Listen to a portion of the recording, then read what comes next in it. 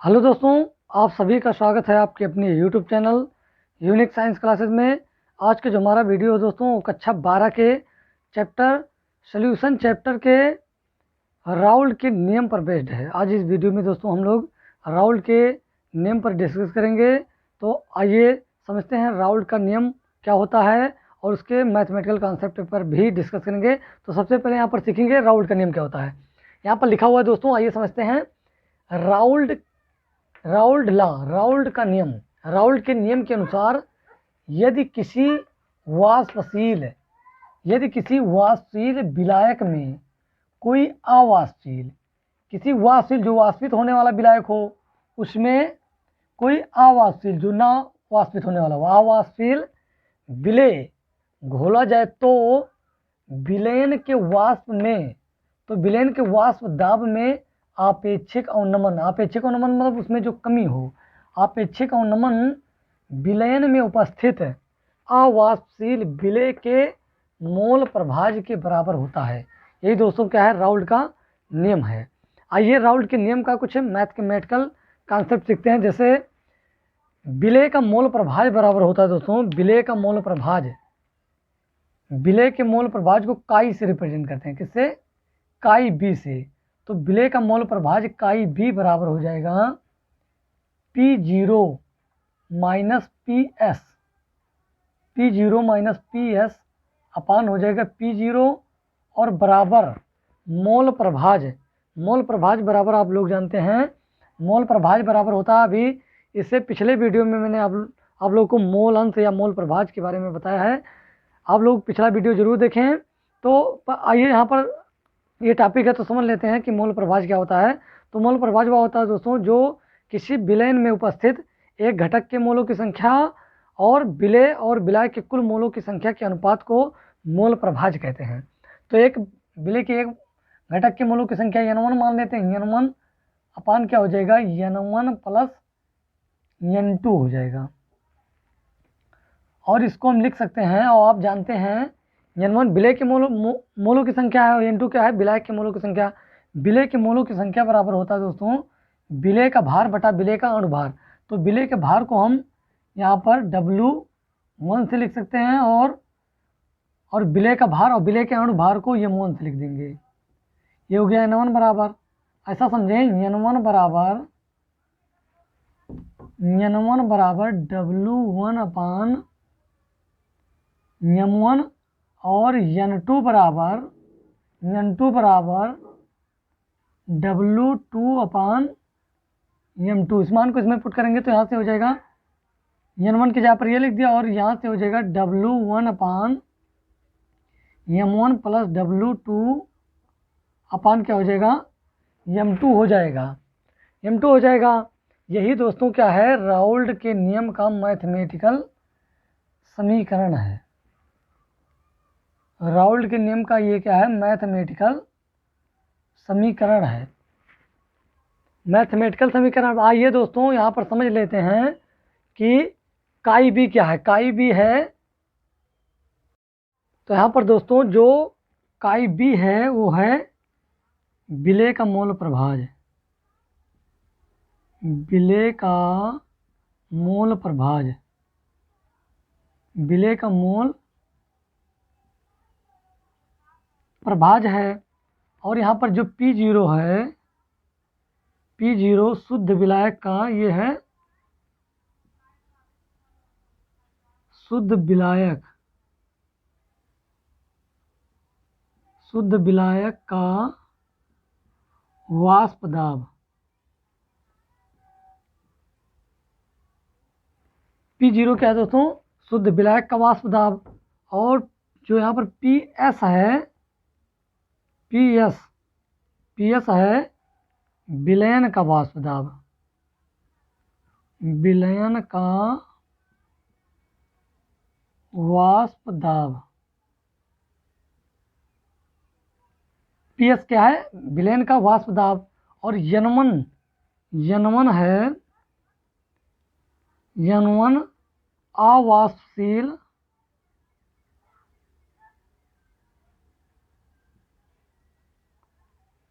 अवाष्पशील विलेय के मोलों की संख्या। विलय के मोलों की विलय के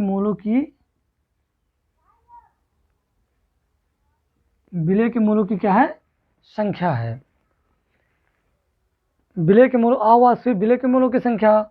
और जो N2 है वो है विलायक के मोलों की संख्या।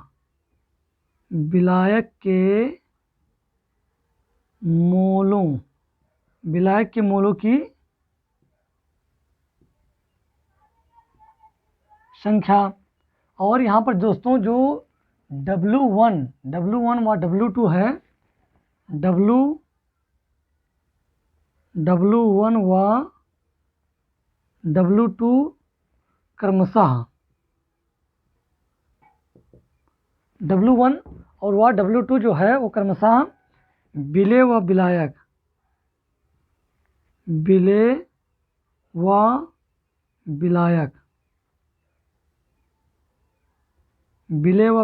का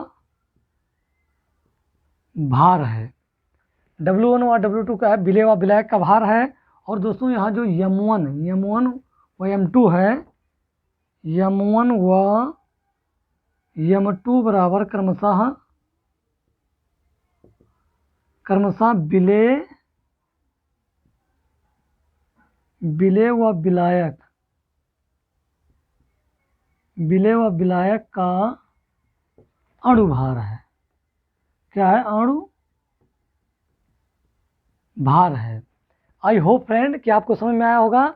जो राउल्ट के नियम का मैथमेटिकल कॉन्सेप्ट होता है काई बी बराबर होता है P0 - PS upon P0 equal to N1 upon N1 plus N2 equal to इसको लिख सकते हैं W1 अपान M1 अपान W1 अपान M1 प्लस W2 अपान M2 लिख सकते हैं।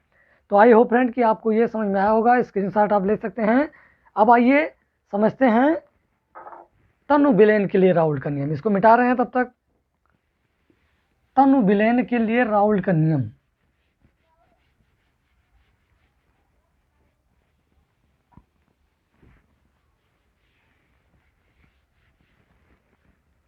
हम निकालेंगे दोस्तों क्या? तनु विलयन के लिए राउल्ट का नियम। तनु विलयन के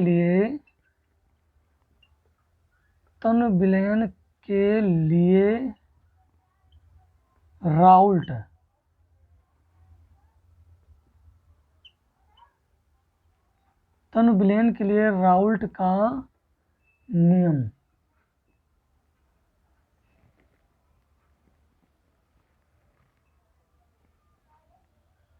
तो दोस्तों जो राउल्ट का नियम होता है वो केवल तनु विलयनों पर ही लागू होता है। सांद्र विलयन पर राउल्ट का नियम लागू नहीं होता है। तो तनु विलयन के लिए जो राउल्ट का नियम होता है वो है P0 -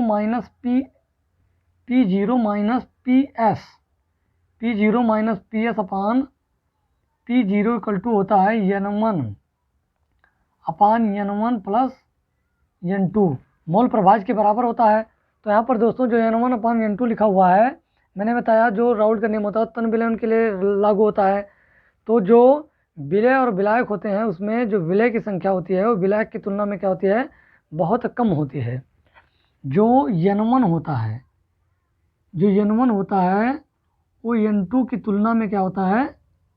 N2 की तुलना में बहुत कम होता है। इसलिए N1 प्लस N2 को लगभग N2 के बराबर मान लिया जाता है। N1 क्या है? विलय के मोलों की संख्या और N2 क्या है? विलायक के मोलों की संख्या। तो जो विलय का मोलों की संख्या होती है वो बहुत कम होती है, इसलिए उसको क्या मान लिया जाता है? नगण्य मान लिया जाता है।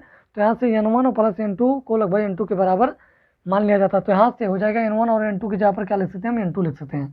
तो यहाँ से हो जाएगा P0 - PS upon P0 equal to हो जाएगा N1 अपान N2 हो जाएगा। यही क्या है? राउल्ट का नियम है। और आप जानते हैं विलय की मोलों की संख्या बराबर होता है विलय का भार बटा विलय का अणुभार। तो यहाँ से होता है जो N1 बराबर होता है विलय का भार W1 अपान M1 और N2 बराबर विलायक का भार। तो हो जाएगा, मान लेते हैं इसको W2 अपान M2 मान लेते हैं। तो N1 की जगह पर क्या लिख देंगे? W1 अपान M1 और N2 की जगह पर क्या लिख देंगे? W2 अपान M2 लिख सकते हैं। तो यहाँ से हो जाएगा P0 माइनस PS अपान क्या हो जाएगा, P0 बराबर N1 upon N2 equal to हो जाएगा W1 अपान M1 अपान W2 अपान M2 हो जाएगा। और यहाँ से इसको सॉल्व करेंगे तो ये कहाँ चला जाएगा, ये सबसे ऊपर चला जाएगा और ये यहाँ आ जाएगा। जब बटा में कोई चीज़ बटा में होता है तो सबसे नीचे वाला कहाँ चला जाता है, सबसे ऊपर उसका मल्टीप्लाई हो जाता है और जो यहाँ होता है वो यहाँ चला जाता है। तो यहाँ से इसको हम सॉल्व करेंगे तो यहाँ से हो जाएगा P0 minus PS upon P0 और इक्वल टू हो जाएगा N1 अपान N2 और इक्वल टू ये हो जाएगा W1 और ये क्या हो जाएगा M2 और अपान क्या हो जाएगा W2 इंटू क्या हो जाएगा M1। तो यही समीकरण है दोस्तों राउल्ड का नियम तनु विलेनों के लिए। यही क्या है समीकरण, राउल्ड के नियम तनु विलेनों के लिए राउल्ड का क्या है, ये समीकरण है। तो आई होप फ्रेंड कि आपको राउल्ड का नियम और तनु विलेनों के लिए राउल्ड का नियम आपको समझ में आया होगा। दोस्तों आइए समझ लेते हैं कि राउल्ड के नियम की सीमाएं क्या क्या होती हैं। Limitation of Raoult's law. दोस्तों यदि आप वीडियो को पूरा देखते हैं और कॉपी में नोट्स बना लेते हैं तो आपको निश्चित ही समझिए कि 2 से 3 नंबर बोर्ड एग्जामिनेशन में निश्चित ही मिल जाएगा राउल्ड के नियम से। तो सबसे पहले आइए समझते हैं राउल्ड के नियम की सीमाएं क्या क्या होती हैं। पहला नंबर दिया हुआ है राउल्ड के नियम की सीमाएं। राउल्ड का नियम केवल आवासशील विद्युत अनअपघट्यों के तनु विलयनों पर लागू होता है। सांद्र विलयन पर राउल्ड का नियम लागू नहीं होता है। तो दोस्तों जो राउल्ड का नियम होता है वो केवल तनु विलयन का मतलब होता है जो कम गाढ़ा हो, जिसमें विलय की संख्या क्या हो, कम हो और विलय की संख्या सबसे ज़्यादा हो, तो उसको हम तनु विलयन कहते हैं। तो राउल्ड का नियम केवल तनु विलयनों पर लागू होता है। और सांद्र विलयन पर राउल्ड का नियम लागू नहीं होता है। सांद्र विलयन मतलब जिसमें विलय की संख्या ज़्यादा हो जाए, ऐसा समझें। जब विलयन गाढ़ा हो जाएगा तो विलयन क्या हो जाएगा, सांद्र विलयन हो जाएगा। तो सांद्र विलयन पर, गाढ़े विलयन पर राउल्ड का नियम लागू नहीं होता है। तो आइए दूसरा पॉइंट समझते हैं। दूसरा पॉइंट है राउल्ड का नियम केवल उन आवासशील पदार्थों के विलयनों पर लागू होता है जो विलायक से रासायनिक अभिक्रिया नहीं करते हैं। मतलब इसमें समझेंगे कि राउल्ड का नियम केवल उन आवासशील पदार्थों के विलयनों पर लागू होता है जो विलायक से रासायनिक अभिक्रिया नहीं करते हैं। जो विलयन में यदि विलय और विलायक को जोड़ेंगे, मतलब मिलाएंगे, तो उसमें विलय जो हो विलायक में क्या हो, ना मिले, उससे क्रिया ना करे, तो उस पर क्या होगा, राउल्ड का नियम। अगर क्रिया कर लेगा तो राउल्ड का नियम लागू नहीं होगा, अगर क्रिया नहीं करता है तो राउल्ड का नियम क्या होगा, लागू होगा। तीसरा पॉइंट है जो पदार्थ विलयन में संगुणित एसोसिएट मतलब घुलित, एसोसिएट मतलब घुलित होते हैं, उन पर राउल्ड का नियम लागू नहीं होता है। अभी मैंने पिछले पॉइंट में बताया कि जो विलय होगा, विलय और विलायक होगा, उसमें यदि विलय मतलब विलय विलायक में क्या हो जाए, मिल जाएगा, तो राउल्ड का नियम लागू नहीं होगा। वही है पॉइंट इसमें, जो पदार्थ विलयन में संगुणित मतलब घुलित होते हैं उन पर राउल्ड का नियम लागू नहीं होता है। आई होप फ्रेंड कि आपको राउल्ड के नियम की सीमाएं निश्चित ही समझ में आया होगा। अब मिलते हैं दोस्तों अगले वीडियो में कुछ नए टॉपिक के साथ। तब तक के लिए धन्यवाद।